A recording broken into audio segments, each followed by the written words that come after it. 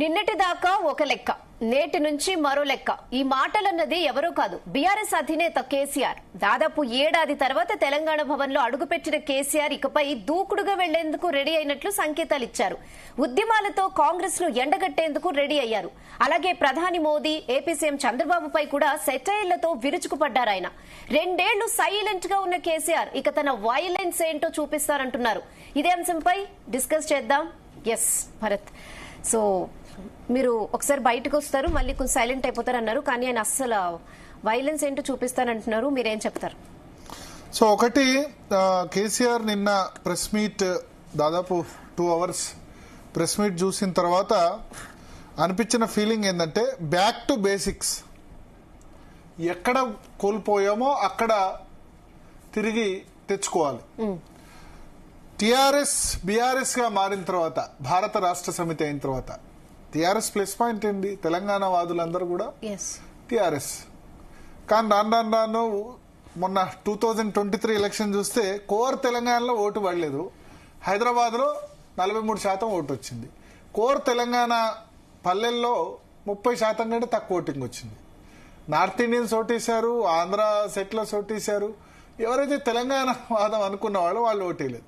అంటే నీళ్లు, నిధులు, నియామకాల నుంచి బీఆర్ఎస్ గా మారిన తర్వాత, లేకపోతే అంతకుముందు ఉన్న పరిణామాల్లో దూరం అయిపోయింది అన్నది ప్రధాన negative feedback.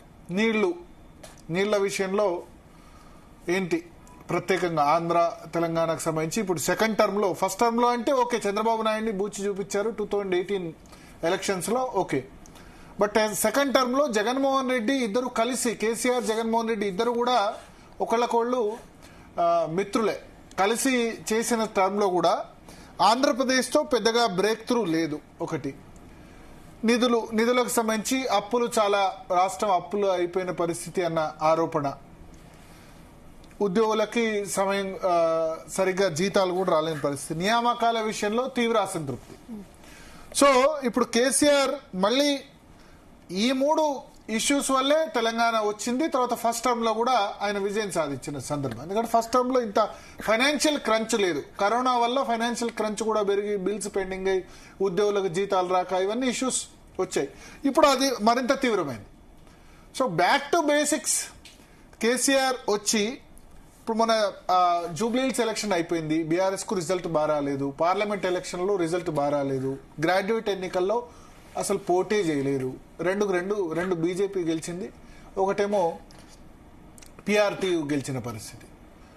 So election result ఏది ఫేవర్ లేదు. పంచాయతీ ఎన్నికల్లో ఓకే కైండ్ ఆఫ్ రిజల్ట్. గతంలో మొన్న 18లో కాంగ్రెస్ కంటే బెటర్ రిజల్టే, బట్ బీఆర్ఎస్ ఇంకా ఎక్కువ రిజల్ట్ వస్తుందని ఎక్స్పెక్ట్ చేశారు కదా. సో దీన్ని మార్చాలి, ఈ పర్సెప్షన్ ను మార్చాలని కేసీఆర్ నిర్ణయం తీసుకున్నారు.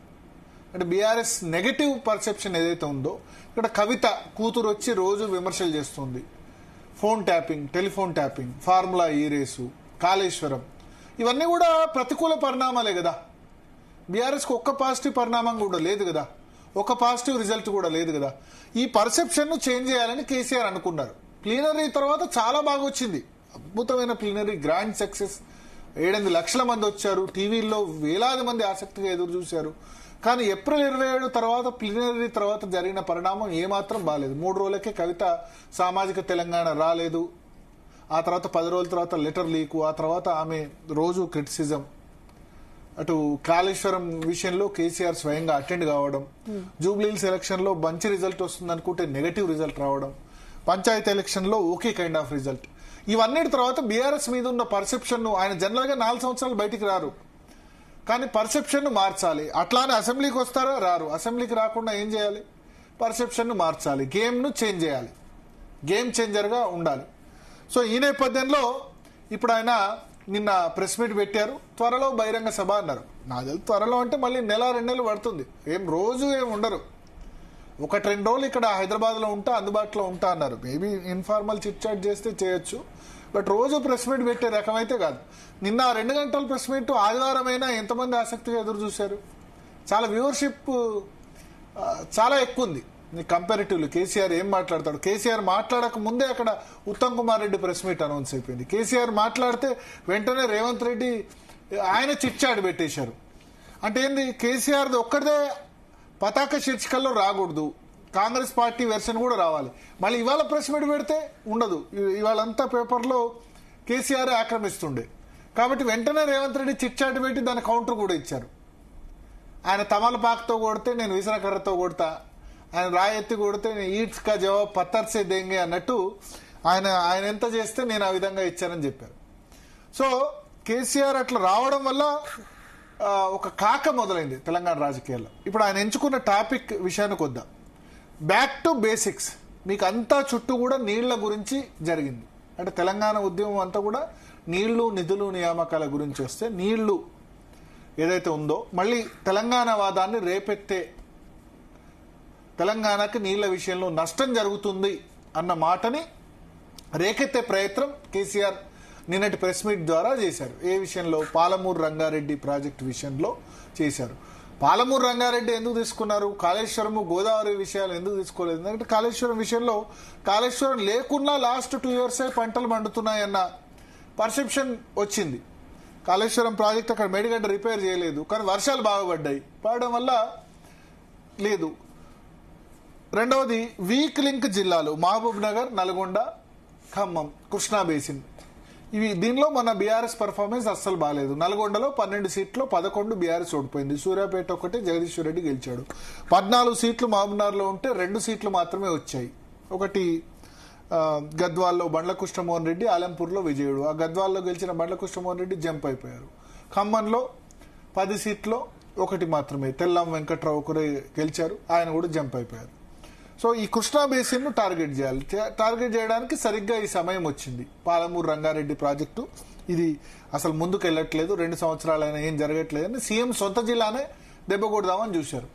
మహబూబ్ నగర్ జిల్లా 2014లో అంత గొప్ప రిజల్ట్ బీఆర్ఎస్కి ఇవ్వలేదు, కానీ 18లో అద్భుతమైన రిజల్ట్ ఇచ్చింది మహబూబ్ నగర్ జిల్లా. ఎందుకంటే మహబూబ్ నగర్లో ఆ 4 సంవత్సరాల్లో కలవకుర్తి, భీమా, నెట్టంపాడుకు సంబంధించి కొంత వాటర్ బాగా రావడం, పంటలు బాగా పండడం, ఆ ఎఫెక్ట్ మనకు క్లియర్గా విజిబుల్లో. ఒక సీటు అంటే ఒక సీటు తప్ప దాదాపు అన్ని సీట్లు గెలుచుకున్న పరిస్థితి. కాంగ్రెస్లో బహుశా కాంగ్రెస్కి 1 సీటు వచ్చింది అనుకుంటా మహబూబ్నగర్ జిల్లాలో, అంతే. మిగతా ఏది రాలేని పరిస్థితి. అటువంటి జిల్లాలో మొన్న రెడ్డి పోలరైజేషన్ జరిగింది. మహబూబ్నగర్ జిల్లాను కొత్త Reddy dominated district. Reddy polarisation జరిగి రెడ్డిస్ పోలరైజేషన్, ప్రభుత్వం మీద ఉన్న వ్యతిరేకత ఇవన్నీ కలిసి వచ్చి ఎమ్మెల్యేల మీద ఉన్న వ్యతిరేకతతో రేవంత్ రెడ్డి సొంత జిల్లా కావడం, పిసిసి అధ్యక్షుడు కావడం. సో అందుకని ఎక్కడ పోగొట్టుకున్నామో అక్కడే మళ్ళీ సాధించాలి.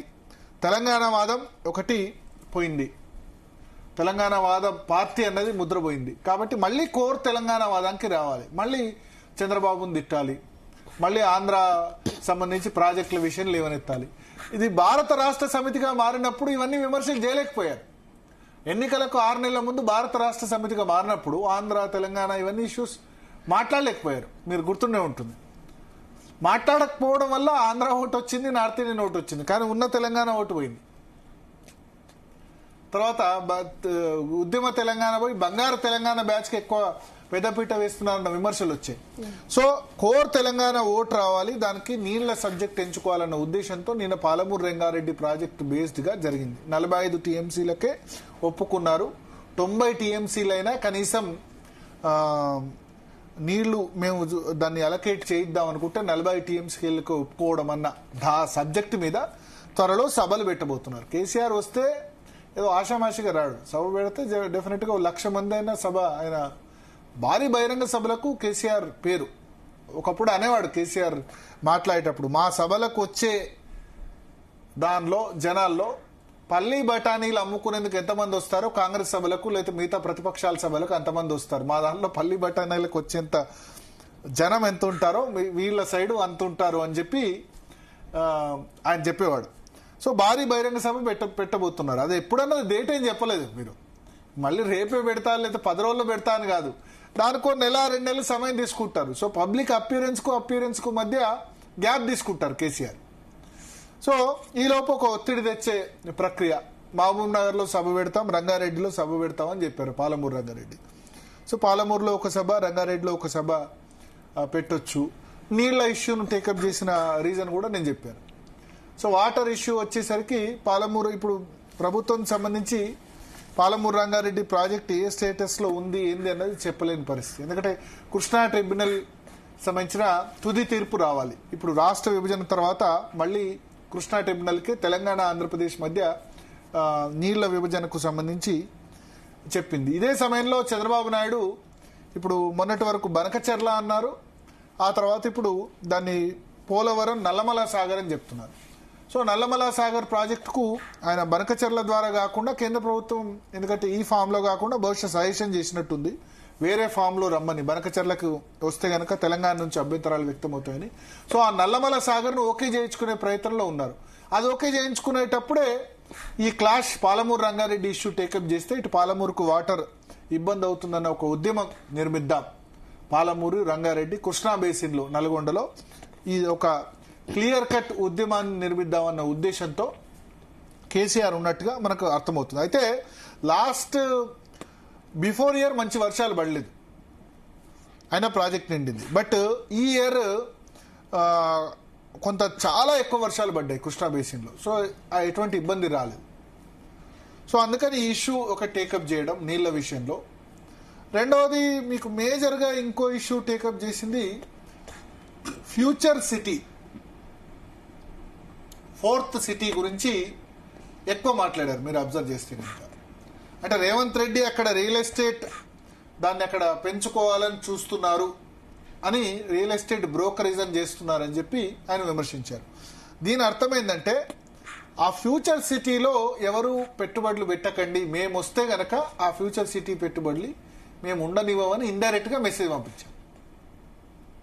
ఇది ఎట్లా అంటే అమరావతిలో చంద్రబాబు నాయుడు ఆయన సహచరులు ఆయన పార్టీకి వాళ్ళు ఎక్కువ ల్యాండ్స్ కొన్నారు, అక్కడ కనుక అమరావతిలో రాజధాని ఏర్పాటైతే టీడీపీ ఎకనామికల్గా స్ట్రాంగ్ అవుతుందని జగన్ వచ్చి అమరావతి రాజధానిని డిస్టర్బ్ చేసేసాడు. అక్కడ ల్యాండ్ వాల్యూస్ ఇప్పటికి కూడా అప్పుడు 2014 ఎంతనో ఇప్పుడు చంద్రబాబు మళ్ళీ అధికారంలోకి వచ్చినా ఆ స్థాయికి చేరుకోలేదు 10 సంవత్సరాల తర్వాత 3 రాజధానులు అనడం ద్వారా.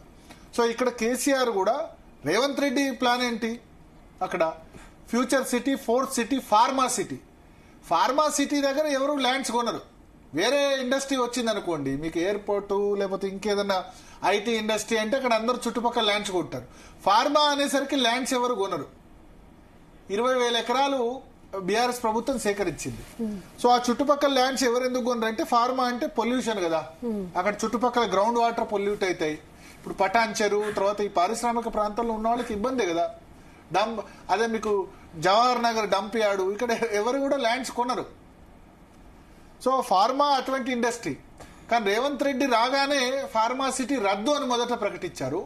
ఆ తర్వాత ఫార్మా సిటీ ఉంటుంది కానీ కొన్ని ఎకరాలే, మిగతావన్నీ కూడా ఫోర్త్ సిటీ, ఫ్యూచర్ సిటీ అన్నారు. ఫోర్త్ సిటీ బదులు ఇది 4 brothers city, Revanth Reddy brothers city అని బీఆర్ఎస్ ఆరోపించింది.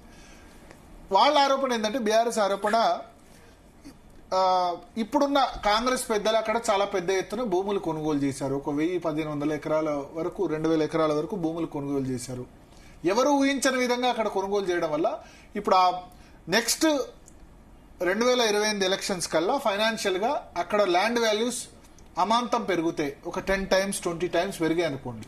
మొన్నటి వరకు అక్కడ భూమి లేదు, బికాజ్ ఫార్మా సిటీ కాబట్టి చాలా తక్కువ అడ్డికి పావుషరికే అమ్ముకున్నారు. వచ్చితే ఫార్మా సిటీ వస్తే ఏం లాభం, ఇక్కడ అంతా పొల్యూట్ అవుతుంది. కానీ ఇప్పుడు ఫార్మా సిటీ లేదు అనడం ద్వారా అక్కడ రియల్ ఎస్టేట్ పెరిగే పరిస్థితి. మొన్న సీఎం కూడా చిట్చాట్లో ఇక ఈస్ట్ వైపు చూస్తే వేరు, ఫ్యూచర్ సిటీదే ఫ్యూచర్ అన్నారు. అల్టిమేట్ గా ఇది రియల్ ఎస్టేట్ గేమ్. ఇప్పుడు రేవంత్ రెడ్డి గనక లేకపోతే కాంగ్రెస్ ప్రభుత్వ పెద్దలు గనక ఫైనాన్షియల్ గా స్ట్రాంగ్ అవుతే అది బీఆర్ఎస్ కి ఇబ్బంది. ఇదంతా కూడా ఇప్పుడు ఇంతకుముందు కరప్షన్ అనేది ఒక విధంగా ఉండేది, ఏంటంటే ఒక సీటుగా అమ్ముకోవడమో, లేకపోతే ప్రభుత్వం పనులు చేసి పెడితే తీసుకోవడమో, లేకపోతే ఇంతకుముందు ట్రాన్స్ఫర్లకు వీటికి చిన్న చిన్న డబ్బులకి కరప్షన్ ఉండేది. ఇప్పుడు కరప్షన్ రూప్ మారిపోయింది. Land, sand, mine, wine. Mines గన్ల ద్వారా ఆదాయం, వైన్ లిక్కర్ ద్వారా ఆదాయం, శాండ్ ఇసుక ద్వారా ఆదాయం, ల్యాండ్ ఎక్కడ ప్రాజెక్టులు వస్తే అక్కడ అధికార పార్టీ వాళ్ళ దగ్గర ల్యాండ్స్ కొంటారు, కొనడం ద్వారా వాళ్ళు రేట్లు ఎక్కువ చేసుకోవడం. 111 జీవో అంటే హైదరాబాద్ చుట్టుపక్కల ఈ హిమాయత్ సాగర్, ఉస్మాన్ సాగర్, గండిపేట దగ్గర ఎక్కువ అంతస్తుల నిర్మాణం చేయకూడదు, 2-3 అంతస్తుల కంటే ఎక్కువ నిర్మాణం చేయకూడదు, 80% ఖాళీ ఉండాలి. ఆ ట్రిపుల్ వన్ జీవోను బీఆర్ఎస్ ప్రభుత్వం ఎత్తేసింది. దానికి ఉన్న ఆరోపణ ఏంటంటే ఆ ట్రిపుల్ వన్ జీవోలో దాదాపు 70-80 వేల ఎకరాల భూములు ఉన్నాయి, ఖాళీ భూములు. దానిలో మెజారిటీ బీఆర్ఎస్ వాళ్ళు కొనుక్కున్నారు, అందుకనే ఆ ట్రిపుల్ వన్ జీవో ఎత్తేశారు. తద్వారా అక్కడ రియల్ ఎస్టేట్ పెరగడానికి అవకాశం ఉంది అని చెప్పి. కానీ రేవంత్ రెడ్డి వచ్చిన తర్వాత ఆ ట్రిపుల్ వన్ జీవోని ఇంప్లిమెంట్ చేయలేదు, ఎత్తేయడాన్ని అట్లే ఉంచాడు.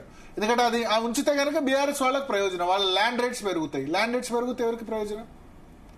అదే కదా. ఇప్పుడు చంద్రబాబు నాయుడు ఆ సమయంలో outer ring road, Rajasekhara Reddy సమయంలో అలైన్మెంట్ మార్చడం ద్వారా ఔటర్ రింగ్ రోడ్ చుట్టుపక్కల ఉన్న ల్యాండ్ వాల్యూస్ అన్ని కూడా పెరిగాయి, దాని ద్వారా లబ్ధి జరిగింది. అప్పుడు శంషాబాద్ ఎయిర్పోర్ట్ తీసుకొచ్చినప్పుడు, లేకపోతే సైబరాబాద్ నిర్మాణం జరిగినప్పుడు టీడీపీ వాళ్ళ ల్యాండ్స్ ఎక్కువ ఉన్నాయి, వాళ్ళకి లాభం జరిగింది. సో అట్లా సేమ్ ఇప్పుడు ఈ రేవంత్ రెడ్డి లేకపోతే కాంగ్రెస్ ప్రభుత్వ ఆలోచన ఫ్యూచర్ సిటీ పెంచడం ద్వారా ల్యాండ్ వాల్యూస్ పెంచాలనుకోవడం. అది రేవంత్ రెడ్డి ఒక్కడే చేస్తున్నాడా? అంతకుముందు ప్రభుత్వాలు చేయలేదా? అంతకుముందు చంద్రబాబు నాయుడు చేయలేదా? రాజశేఖర రెడ్డి చేయలేదా? కేసీఆర్ చేయలేదా? అంటే చేశారు. ఇప్పుడు వీళ్ళ ఉద్దేశం ఏంది? ఆ ఫ్యూచర్ సిటీని దెబ్బ కొట్టాలి, ఫ్యూచర్ సిటీలో ఎవరైనా ఇన్వెస్ట్ చేయకూడదు, మేము వస్తే దాన్ని చేస్తాం, మేము వస్తే అక్కడ చేస్తాం అన్నది. సో సెకండ్ టాపిక్, ఫైనాన్షియల్ గా రేవంత్ రెడ్డి స్ట్రాంగ్ గా కాకుండా ఉండడం. ఆయన ఒక మాట అన్నారు కేసీఆర్, ఏంటంటే తెలంగాణ వ్యాప్తంగా, రాష్ట్ర వ్యాప్తంగా మీకు భూముల ధరలు చాలా సగానికి సగం పడిపోయాయి అని చెప్పారు. టీఆర్ఎస్ హయాంలో అసెట్ క్రియేషన్ జరిగింది. ఒక మాట వాస్తవం ఏంటంటే 2013-14 ముందున్న ల్యాండ్ వాల్యూస్ వేరు, 2023 వరకు ఉన్న ల్యాండ్ వాల్యూస్ వేరు. తెలంగాణలో 2-3 ఎకరాలు ఉన్న వాళ్ళు కూడా చాలా ధనవంతులయ్యారు. చాలా మంది దారిద్ర్య రేఖ దిగువ నుంచి కూడా బయటికి వచ్చిన పరిస్థితి. ఎందుకంటే ఎకానమీ ఎట్లా పెరుగుతుందంటే భూముల ధరలు పెరిగితే ఎందుకంటే భూములు అన్నవి ఇప్పుడు ఒక్కళ్ళ చేతిలో లేవు. ఇంతకుముందు అంటే రెడ్ల చేతిలో, వెలమల చేతిలో భూములు ఉండేవి, కానీ భూములు ఇప్పుడు అందరి చేతిలో ఉన్నాయి. ఇప్పుడు రంగారెడ్డి జిల్లాలో భూముల విలువ చాలా పెరగడం వల్ల రంగారెడ్డిలో చాలా rich persons, over night rich persons అయిపోయినారు. అట్లాగే కొత్త జిల్లాల ఏర్పాటు వల్ల తెలంగాణలో గజ్వేల్లో, యాదగిరిగుట్టలో, యాదాద్రి టెంపుల్ డెవలప్మెంట్ అని అన్ని చోట్ల ల్యాండ్ వాల్యూస్ పెరిగాయి. హైదరాబాద్ లో కూడా పెరిగాయి. పెరగడం వల్ల ప్రజల ఆస్తులు పెరిగాయి. చంద్రబాబు నాయుడే ఈ మాట 2024 ఆంధ్రప్రదేశ్ ఎలక్షన్ ముందు చంద్రబాబు నాయుడే చెప్పారు. తెలంగాణలో చూడండి ల్యాండ్ రేట్స్ ఎట్లా పెరిగాయో, ఆంధ్రప్రదేశ్లో ఏమైనా ల్యాండ్ రేట్స్ పెరిగాయా అని చెప్పారు ఆయన. తెలంగాణలో ఎకరానికి మామూలు భూమి కూడా ₹1,00,00,000, ఊర్లలో కూడా ₹1,00,00,000 దాటిపోయిన పరిస్థితి. సో దానివల్ల రిచ్ అయ్యారు. మేము ఆస్తుల పెంపు ఈ విధంగా జరిగింది. ఇప్పుడు కొనడానికే వాడు ముందుకు రావట్లేదు, సగానికి సగం రేట్ల ధరలు పడిపోయినాయి. ఆ మాట వాస్తవం. ఇప్పుడు రేవంత్ రెడ్డి కూడా ఫ్యూచర్ సిటీలో ల్యాండ్స్ పెరిగి మళ్ళీ అది హైడ్రా వల్ల దానివల్ల కొంత ఇబ్బందులు వచ్చినా మళ్ళీ మొన్న పెట్టిన గ్లోబల్ ఇన్వెస్టర్ సమ్మిట్ ఏంటంటే మళ్ళీ ఇక్కడ ఇన్వెస్ట్మెంట్స్ వస్తున్నాయి, పెట్టుబడులు వస్తున్నాయి. 3 చోట్ల ఆయన రేరు, ప్యూరు, కోరు అన్నారు. అంటే ఔటర్ రింగ్ రోడ్ దగ్గర రేర్ అని, ప్యూర్ అంటే outer ring road inner road దగ్గర అని, ఇక ఔటర్ రింగ్ రోడ్ దాటి గ్రామీణ ప్రాంతాల్లో గ్రామీణ ఇండస్ట్రీస్ అని ఇట్లా చెప్పారు 3. సో అల్టిమేట్ గా ఆయన కూడా Revanth Reddy also real estate గా పనిచేసిన వ్యక్తి, రియల్ ఎస్టేట్ లో గతంలో ఉన్న వ్యక్తే. 2000 ఆయన జెడ్పీటీసీ కాకముందు కూడా అల్టిమేట్ గా ఆయన కావాలని రియల్ ఎస్టేట్ పడగొట్టలేదు. కానీ సర్కమ్స్టెన్స్ జనరల్ గా ఏంటంటే ఎలక్షన్ ఇయర్ లో ల్యాండ్ వాల్యూస్ బాగా పడిపోతాయి. అదే జరిగింది. ఇలా ఎన్నికల సంవత్సరంలో కావడం వల్ల ల్యాండ్ వాల్యూస్ విపరీతంగా తక్కువకు పడిపోయిన పరిస్థితి. కానీ మళ్ళీ లేవలేదు. మళ్ళీ పార్లమెంట్ ఎలక్షన్ వచ్చింది, దానివల్ల కూడా ఉంది. ఆ తర్వాత ఆల్రెడీ సాచ్యురేటెడ్ మోడ్ లో ఉన్నాయి. తర్వాత హైడ్రా రావడం, హైదరాబాద్ లో హైడ్రా రావడంతో ఆల్రెడీ ఇన్వెంటరీ చాలా ఉంది. అంటే ముఖ్యంగా కొనేవాళ్ళు at the same time Chandrababu Naidu అక్కడ అధికారంలోకి రావడం, చంద్రబాబు నాయుడు అధికారంలో రావడం వల్ల కొద్దిమంది ఆంధ్ర ఇన్వెస్టర్స్ అమరావతి కొద్దిమంది పోయారు, వేరే చోటి కొద్దిమంది పోయారు. 10-15% పోయినా ఎఫెక్ట్ పడుతుంది కదా. సో ఈ ఓవరాల్ ఎఫెక్ట్ ఉంది. దాన్ని మళ్ళీ గ్రోత్ స్టోరీ లేవాలి, మళ్ళీ రియల్ ఎస్టేట్ లేవాలి, ఫ్యూచర్ సిటీ ప్రాంతాల్లో ఎక్కువ కేంద్రీకృతం కావాలని రేవంత్ రెడ్డి ప్రయత్నం. మళ్ళీ ఫ్యూచర్ ఎక్కడ పెరిగినా పర్లేదు కానీ ఫ్యూచర్ సిటీ వైపు పెరగొద్దు అన్నది కేసీఆర్ తాపత్రయం. ఎందుకంటే అల్టిమేట్గా ఇదంతా గేమ్ ఇప్పుడు ఆడుతుందంతా ప్రజలకు కనిపిస్తుంది ఒకటి, బయట రాజకీయ నాయకులు, రాజకీయ పార్టీలు ఆడుతున్న గేమ్ ఏంటంటే రిచ్ కాకూడదు, ఎదుటి పార్టీ వాళ్ళు ఎక్కువ డబ్బులు సంపాదించకూడదు. ఎందుకు డబ్బులు సంపాదిస్తేంది, మళ్ళీ ఎలక్షన్లో వచ్చి ఖర్చు పెడతారు, ఖర్చు పెడితే వాళ్ళు గెలవడానికి అవకాశం ఉంది. కేసీఆర్ 2014లో 2014 రాష్ట్రం వచ్చిన తర్వాత ఎమ్మెల్యేలు 1-2 కోట్లు కూడా ఖర్చు పెట్టలేదు. కానీ వాళ్ళ 30-40 కోట్లు 50 కోట్లు ఏంది ఎమ్మెల్యే ఎలక్షన్ ఫైట్ చేయలేని పరిస్థితి. ఎంపీలు అయితే 70-80-100 కోట్లు కూడా ఖర్చు పెడుతున్నారు. సో అల్టిమేట్ గా ఇదంతా కూడా నిన్న ప్రెస్ మీట్ 2 అంశాల చుట్టూ తిరిగింది. ఒకటి, Palamuru Rangareddy back to basics, rural audience ను నీళ్ల ఆధారంగా ఎస్పెషల్లీ హార్డ్ కోర్ తెలంగాణ వాదాన్ని తెలంగాణకు నీళ్ల పరంగా నష్టం జరుగుతుంది అని గతంలో ఉద్యమం స్టార్ట్ చేసినప్పుడు ఏ విధంగా అయితే నీళ్ల నినాదం అందుకున్నారో చంద్రబాబు నాయుడు ఇవన్నీ పేర్లు గుర్తు తీసుకురావడం ద్వారా ఆ విధంగా ప్రయత్నించారు. అర్బన్ మిడిల్ క్లాస్ ను రియల్ ఎస్టేట్ పడిపోయింది, మీ ల్యాండ్ వాల్యూస్ పడిపోయినాయి, దానికి ఈ ప్రభుత్వం కారణమని చెప్పే ప్రయత్నం చేశారు. సో ఈ రెండింటి ద్వారా కేసీఆర్ ప్రయత్నం చేశారు. ఈ సభ కూడా ఇంకా 1-2 నెలల వరకు ఉండదు. కానీ అసెంబ్లీకి రారు. జనవరి 2 నుంచి అసెంబ్లీ ఉంది. అసెంబ్లీకి కేసీఆర్ మళ్ళీ రారు. దానికి రేవంత్ రెడ్డి కూడా కౌంటర్ ఇచ్చారు. నేను అసెంబ్లీలో మాట్లాడతా, రండి, మీ మర్యాదగా చూసుకుంటా, అసెంబ్లీలో చర్చిద్దాం పాలమూరు విషయంలో. 299 టీఎంసీలు తెలంగాణకి ఇచ్చి 512 టీఎంసీలు ఆంధ్రాకి ఇచ్చిన దానిలో సంతకం చేసింది కేసీఆర్, దోషి ఆయననే. 512 టీఎంసీలు ఆంధ్రాకి ఇమ్మని ఎవరు ఒప్పుకున్నారు?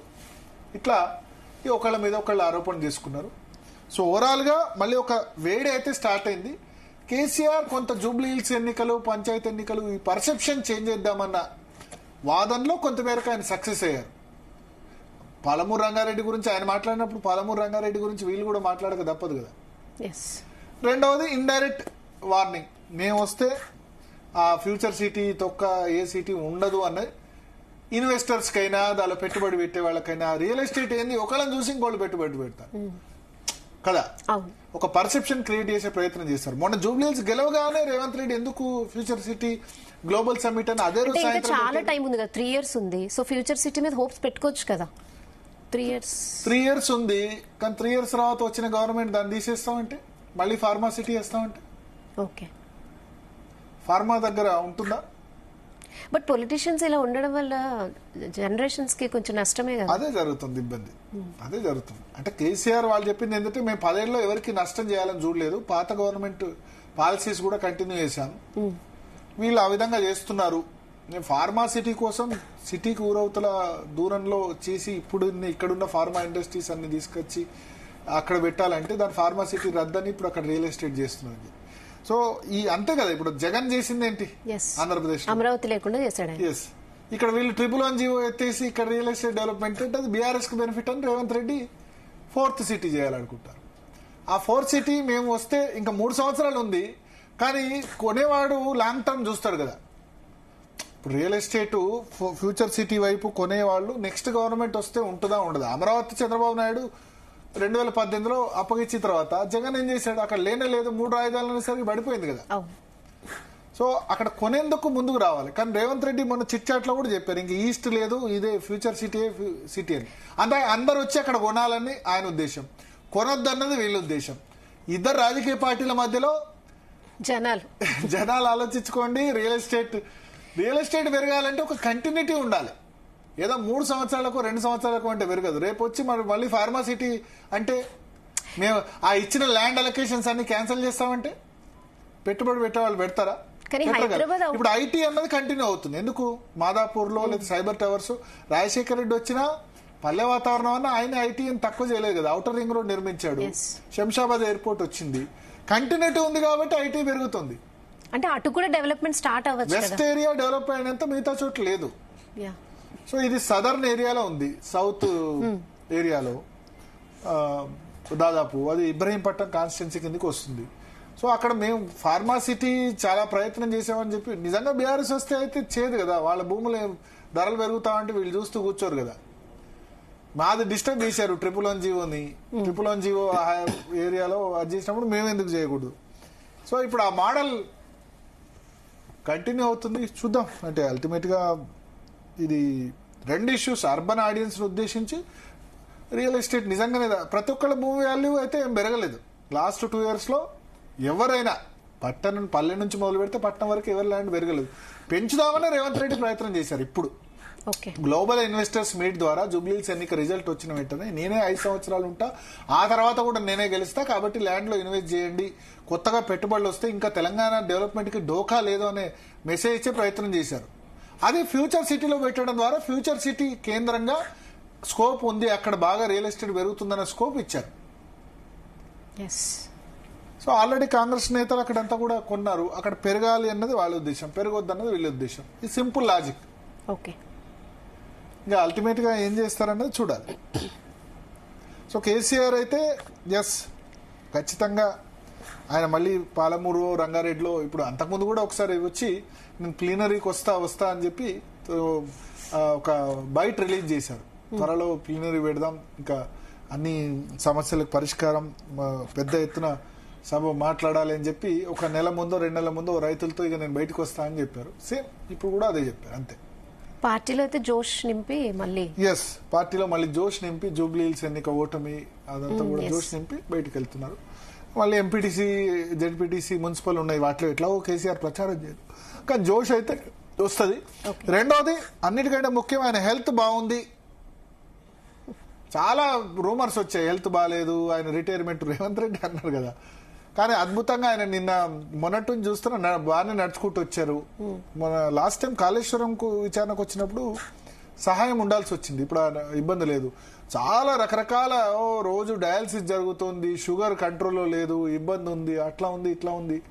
మాట్లాడిన విధానం చూస్తే మళ్ళీ ఏమంటారు, హీజ్ ఆన్ ఫైర్, ఆయన వాగ్దాటి ఏం తగ్గలేదు అని అనిపించింది. 2023 ఎలక్షన్స్ లో ప్రసంగాలు చాలా పేలవంగా ఉన్నాయి, మరి ఎందుకు ఆ సమయంలో తెలియదు. కానీ మళ్ళీ కేసీఆర్ ఫామ్ లోకి వచ్చారు అంటే కేసీఆర్ మాట్లాడుతుండగా జనాలు 2023 ఎలక్షన్స్ లో వెళ్ళిపోయారు, assembly election, that is an indicator. కానీ మళ్ళీ ఆయన స్పీచ్ లో రిథం అన్నది వచ్చేసింది. మీ కరోనా సమయంలో ఆ సమయంలో మాట్లాడినప్పుడు లక్షలాది మంది ప్రజలు టీవీ పెట్టుకొని చూసేవాళ్ళు, ఏం మాట్లాడతారు. సో మళ్ళీ ఆ జోషు, ఆ ఉత్సాహం, ఆ స్పీచ్ లో ఏమంటారు ఆయన ప్రాసలు, తోలు తీస్తాం, తొక్క తీస్తాం, అది లేదు ఇది లేదు, ఎవడో వాడు సల్మాన్ ఖానా ఎవడో ఉండే ఇట్లా తెలిసిన అంటూ ఉంటారు కదా, ఎవరో ఫిలిం సిటీ పెట్టేందుకు వచ్చారు, ఇవన్నీ కూడా బ్యాక్ వచ్చేసాయి. సో బీఆర్ఎస్ వాళ్ళంతా కూడా బాస్ ఈజ్ బ్యాక్ అని అనుకుంటున్నారు. వాళ్ళు ఒక ధైర్యం, ఒక మనోస్థైర్యం వచ్చింది క్యాడర్ లో, ఎటువంటి ఇబ్బంది లేకుండా. మన గెలిచిన సర్పంచులు కూడా మళ్ళీ కాంగ్రెస్ లో పోకుండా ఎస్ కేసీఆర్ యాక్టివ్గా ఉన్నారు, యాక్టివ్గా ఉంటారు, ఈజ్ ది టాలెస్ట్ లీడర్. ఎవరు అంగీకరించినా అంగీకరణ తెలంగాణలో ఇవాళ టాలెస్ట్ లీడర్ కాబట్టి ఆయన ఉంటారు, ఆయన మాకు తోడుగా ఉన్నారన్న ఒక మెసేజ్ వాళ్ళకి వెళ్ళింది. వెంటనే వీళ్ళు కూడా రెడీ అయిపోయారు. సాయంత్రానికి ఉత్తమ్ కుమార్ రెడ్డి వెంటనే విత్ అవర్ లో ప్రెస్ మీట్ పెట్టారు, రేవంత్ రెడ్డి కూడా చిట్ చాట్ చేశారు, వన్ సైడ్ గా వెళ్ళొద్దని. ఇవాళ మంత్రులు ప్రెస్ మీట్ పెట్టారు. సో చూద్దాం ఏం జరుగుతుందో. సో ఇప్పుడు ఒక షార్ట్ బ్రేక్.